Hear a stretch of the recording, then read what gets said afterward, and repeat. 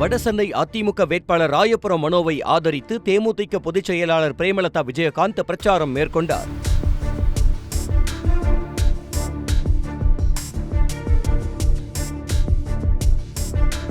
அப்போது பேசிய பிரேமலதா, எண்ணற்ற விலை உயர்வுகளைத்தான் மத்திய மாநில அரசுகள் மக்களுக்கு பரிசாக கொடுத்துள்ளதாக குற்றம் சாட்டினார்.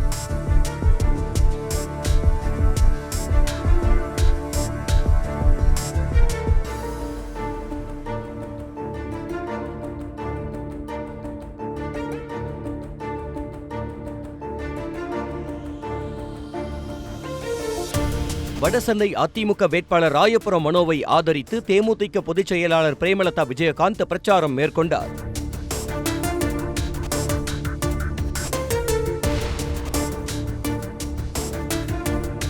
அப்போது பேசிய பிரேமலதா, எண்ணற்ற விலை உயர்வுகளைத்தான் மத்திய மாநில அரசுகள் மக்களுக்கு பரிசாக கொடுத்துள்ளதாக குற்றம் சாட்டினார். செய்திகளை உடனுக்குடனும் துல்லியமாகவும் தெரிந்து கொள்ள சப்ஸ்கிரைப் பண்ணுங்க.